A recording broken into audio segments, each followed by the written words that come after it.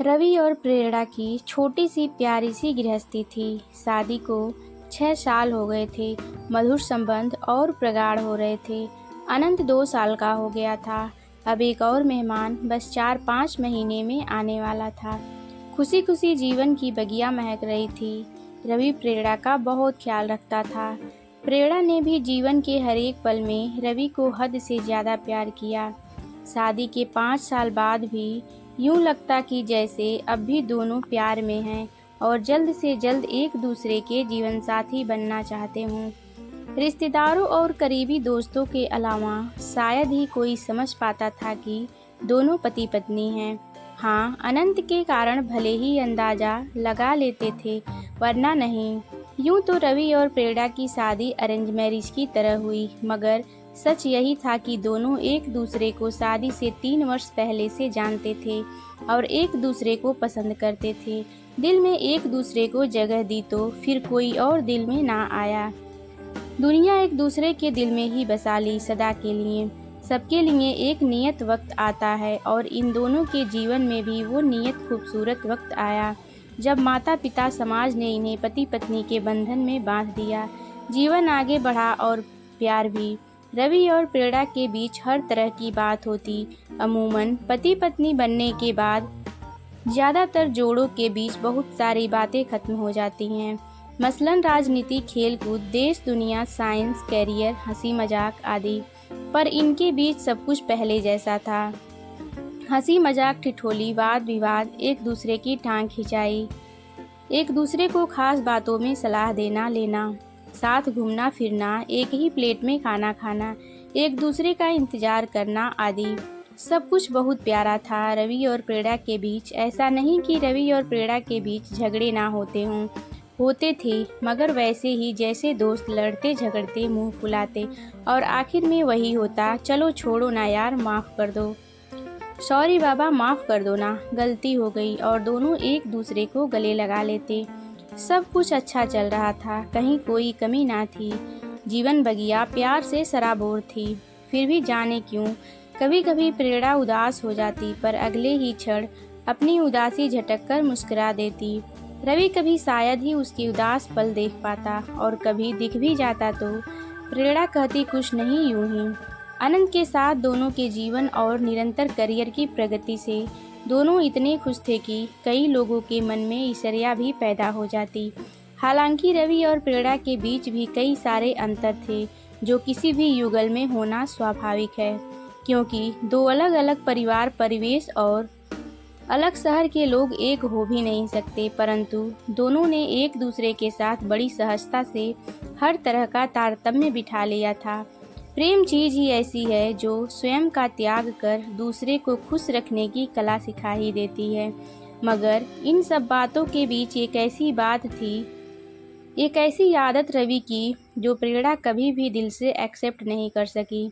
हालांकि उसने कोशिश बहुत की, उसने कई बार रवि से कहा भी, बहुत मिन्नतें भी की कि प्लीज़ इस आदत को छोड़ दो, ये हमारी प्यारी गृहस्थी, हमारे रिश्ते, हमारे अगाध प्रेम के बीच एक दाग है। कहते कहते तो अब 6 साल बीतने को थे। रवि ने जाने उस आदत को खुद त्यागना ना चाहा या उससे हुआ नहीं, ये पता नहीं, जबकि कहते हैं कि दुनिया में जिंदगी और मौत के अलावा बाकी सब कुछ संभव है। खैर, वक्त बीतता रहा। प्रेरणा ने अपने मन को ही समझा लिए। उसको याद आता कि सभी बड़े बुजुर्ग और बुद्धिजीवी लोगों का कहना है कि इस संसार में ऐसा कोई नहीं जिसको जीवन की संपूर्ण खुशियाँ मिल जाए। महान पार्श्व गायिका लता जी के गीत सुन मन को बहला लेती। हर किसी को मुकम्मल जहां नहीं मिलता, कभी जमी तो कभी आसमां नहीं मिलता। वो सोचती कोई बात नहीं, दुनिया में तो लोगों को ना जाने कितने गम हैं। मैं तो संसार की खुशकिस्मत लड़की हूँ जो रवि जैसा जीवन साथी है मेरा। यही सोच मन में उठती एक हल्की सी कसक को खुद अपने ही विचारों से रगड़कर मिटा देती। मधुर पल और मधुर हो गए थे। नन्हे मेहमान के आगमन में बस 2 महीने की देरी थी। रवि जल्दी घर आता, प्रेरणा को बहुत बहुत प्यार देता। अनंत भी खुश था क्योंकि उसको बताया गया कि मम्मी तुम्हारे लिए जल्दी ही एक बहुत ही सुंदर गुड्डा या गुड़िया लेने जाएंगी, जो तुम्हारे साथ खेलेगा भी और दौड़ेगा भी, बातें भी करेगा।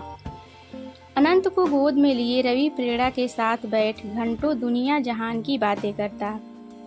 प्रेरणा हर वक्त खुश थी, पर कभी कभी अनायास पूछ बैठती, रवि तुम सच में अपनी आदत नहीं छोड़ सकते? रवि उसके हाथ थाम फिर वही बात दोहरा देता जो पिछले 6 साल से कह रहा था, बस 2-4 दिन दे दो मुझे, सच कहता हूँ इस बार पक्का तुम्हें शिकायत का मौका नहीं दूंगा। प्रेरणा कसक भरी मुस्कान के साथ सर हिला देती, ओके प्लीज इस बार जरूर। रवि प्यार से प्रेरणा के माथे को चूम लेता, कभी गालों पर थपकी देकर कहता, इस बार पक्का प्रॉमिस। बात फिर खत्म हो जाती। एक शाम अचानक प्रेरणा का दिल बहुत किया कि आज आइसक्रीम खाने चलते हैं। वैसे भी 23 महीने से कहीं बाहर नहीं निकली थी। रवि ने कहा मैं घर पे ही ले आता हूँ। प्रेरणा नहीं मानी। तीनों तैयार होकर आइसक्रीम पार्लर चले गए। आइसक्रीम खाते हुए बहुत खुश थे तीनों। होनी कुछ और लिखी गई थी, जिसका समय नज़दीक था। तीनों घर वापस आए। अनंत तो खेल कूद कर निढाल होकर आते ही सो गया। प्रेरणा के दिल में आज फिर एक सोई हुई ख्वाहिश जगी। उसने रवि का हाथ पकड़कर अपनी ओर प्यार से खींचते हुए कहा, रवि सुनो ना, एक बात, इधर आओ।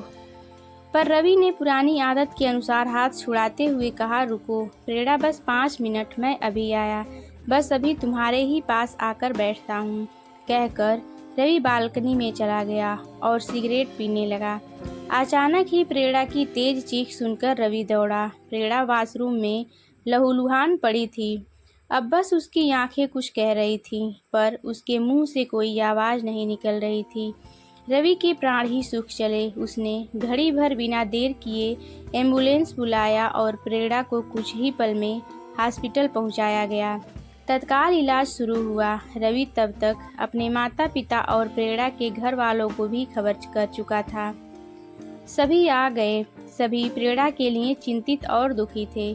उधर अनंत घर में अकेला था। सिर्फ नौकरी के भरोसे छोटा बच्चा नहीं रह सकता, इसलिए रवि की मां को घर जाना पड़ा।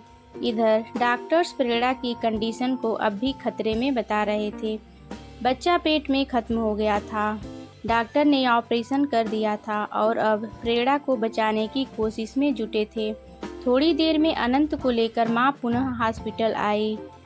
मां ने रवि के हाथ में एक पेपर देते हुए कहा, ये तकिए के नीचे रखा था, शायद अनंत के हाथ में खेलते हुए आ गया। कोई ज़रूरी चीज़ हो शायद, ये सोच मैं लेते आई। मां पढ़ना नहीं जानती थी, सो रवि पढ़ने लगा। उसने पहचान लिया ये प्रेरणा की लिखावट थी और जगह जगह स्याही ऐसे बिखरे हुए थे कि लग रहा था उसने रोते रोते ही ये सब लिखा है। अरे ये तो अभी शाम को लिखा है उसने, क्योंकि प्रेरणा की आदत सभी जानते हैं, वो कुछ भी लिखती है तो उस पर अपने साइन करके नीचे तारीख और समय भी लिखती है। मतलब कि जब रवि थोड़ी देर के लिए सिगरेट पीने बालकनी में गया था, तभी प्रेरणा ने ये लिखा था। रवि पढ़ने लगा। पता है रवि, जब प्यार में हम दोनों सराबोर हुए थे पहली बार, जब हम पहली बार अपने अपने दिल की बात एक दूसरे से कहने को मिले थे, जो शायद हमारे प्यार की पहली ही शाम थी। उस दिन हमने समंदर किनारे बने उस कॉफ़ी होम में समंदर की लहरें को साक्षी करके एक दूसरे से पूछा था कि हम एक दूसरे को ऐसा क्या दे सकते हैं जो सच में बहुत नायाब हो। मैंने कहा, पहले आप कहो रवि। याद है रवि, आपने क्या कहा था? आपको तो शायद याद ही नहीं, लेकिन मैं एक पल भी नहीं भूली। आप ही ने कहा था रवि कि मैं तुम्हारे सांसों से अपनी सांसों को जोड़ना चाहता हूँ। बोलो, दोगी मुझे ये तोहफा? मैंने आपकी आंखों में प्यार की सच्चाई देखी थी। उस एक पल में मैंने आपके साथ अपना पूरा जीवन देख लिया था। ऐसे तोहफे आप मांगेंगे ये कल्पना तो नहीं की थी, लेकिन आपकी इस ख्वाहिश ने ही मुझे भी ये ख्वाहिश दे दी कि मैं आपकी ये इच्छा ज़रूर पूरी कर दूं। दिल में तो आया था कि अभी ही पूरी कर दूं, पर मैं शादी के बाद आपकी ये इच्छा ज़रूर पूरी करूंगी।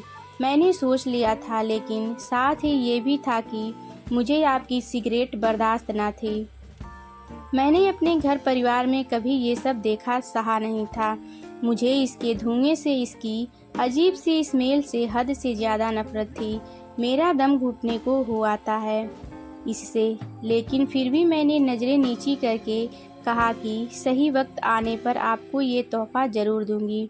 आपकी आंखें खुशी से चमक उठी थीं। मुझे बहुत अच्छा लगा था रवि। फिर आपने मुझसे पूछा कि तुम्हें मुझसे क्या चाहिए। याद है रवि, मैंने एक ही चीज़ मांगी थी। रवि, आप ये सिगरेट पीना छोड़ दो। इसके अलावा मुझे सारी ज़िंदगी कुछ और नहीं चाहिए। आपने कहा बस एक सप्ताह बाद तुम मुझे सिगरेट पीते नहीं देखोगी। मैं कितनी खुश हुई थी, आप इसका अंदाज़ा नहीं लगा सकते। लेकिन आपने पलट कर ये नहीं पूछा कि मुझे यही तोहफ़ा नायाब क्यों लगा। मैंने बताया भी नहीं। जानते हो रवि क्यों? यही मांगा था मैंने, ताकि मैं आपकी ख्वाहिश पूरी कर सकूं। हाँ रवि, आपकी सांसों से अपनी सांसों को जोड़ने की ख्वाहिश मेरे मन में भी जग चुकी थी, पर आपकी सिगरेट ने मुझे ये कभी करने ना दिया। मुझे आपसे बहुत प्यार मिला है रवि, बहुत सम्मान मिला है। सच है कि आपको जीवन साथी पाकर मैं इस जहान में खुद को सबसे ज़्यादा खुशनसीब पाती हूँ। हमारे प्यार के अनगिनत पल हैं रवि। हमारी एक दूसरे से नज़दीकियाँ तो शरीर और आत्मा की तरह हैं, पर बेहद अजीब है ना कि इतने दिन करीब होकर भी वो पल नहीं आ पाया कि मेरा वादा और मेरी एक छोटी सी ख्वाहिश पूरी हो सके। शादी के बाद इन 6 सालों में आपने मेरे लिए बहुत कुछ किया, पर अफसोस मेरी एक छोटी सी ये ख्वाहिश आज भी अधूरी है।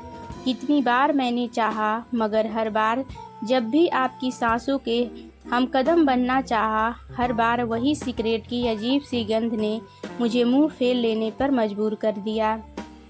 लेकिन आपने कभी समझने की कोशिश नहीं की। क्या कोई यकीन कर सकता है रवि कि पति पत्नी होकर, एक बच्चे के माता पिता होकर भी हम एक दूसरे के होठों के स्पर्श को नहीं जानते।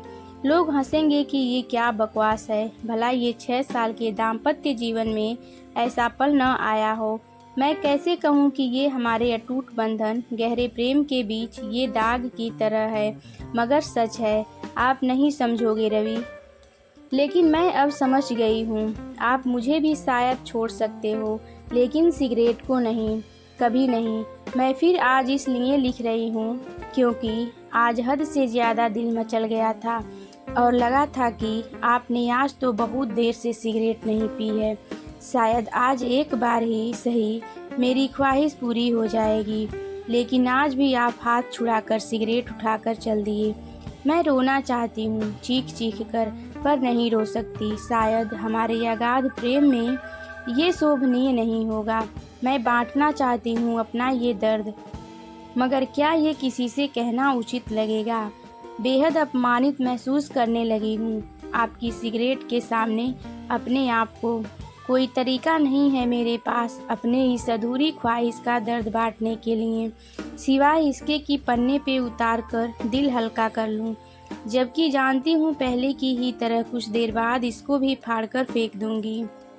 पर कोई बात नहीं, दिल तो हल्का हो जाता है। I love you Ravi, love you always. पढ़ते पढ़ते रवि बेहिसाब आंसुओं में डूब गया। उसे आज एहसास हुआ उसके सिगरेट के लत के कारण क्या से क्या हो गया। उसके मन में सारे घटनाक्रम प्रत्यक्ष हो उठे। रवि के सिगरेट लेकर चले जाने के कारण प्रेरणा को आज बहुत ज़्यादा बुरा लगा। उसकी आंखों से आंसू छलक आए। उसने पेपर पेन उठाया और अपने मन की सारी बात उस कागज पे उड़ेल दिया। अपने मन को हल्का कर लिया। जब तक रवि सिगरेट खत्म करके कमरे में वापस आने वाला था, प्रेरणा का चेहरा आंसुओं से भीग गया था। वो उठकर मुंह हाथ धोने चली गई। जब वो वॉशरूम से वापस आने लगी, ना जाने कैसे उसका पैर फिसल गया। ये उसकी संतप्त मन की दशा थी, या महज प्रेगनेंसी के कारण उसको चक्कर आया होगा, या कि उसकी जीवन की इतनी ही अवधि तय थी। ये तो परमात्मा को ही पता था, या फिर खुद प्रेरणा को ही। रवि पागलों की तरह डॉक्टर से कह रहा था, मेरी प्रेरणा को बचा लो, मेरा सब कुछ ले लो, मेरी जान भी उसको दे दो, मगर बचा दो उसको। लेकिन हमने बहुत कोशिश की, लेकिन हम हार गए। प्रेरणा के पास अब ज़्यादा समय नहीं। उससे मिल लें आप लोग। रवि बदहवास प्रेरणा के पास पहुंचा। प्रेरणा की आंखें शून्यता से भरी थी। रवि ने उसका हाथ थामा और पागलों की तरह कहने लगा, प्रेरणा मुझे छोड़कर मत जाओ, मत जाओ प्रेरणा, मैं तुम्हारी हर बात मान लूँगा। आज से अभी से अब नहीं टालूँगा, एक सेकेंड भी नहीं। बस मत जाओ मुझे छोड़कर। प्रेरणा की आंखें रवि के चेहरे पे टिक गई। वो बहुत मुश्किल से जरा सा मुस्कुराई और अपने होठों पे एक मासूम सी ख्वाहिश सजाए हमेशा के लिए खामोश हो गई।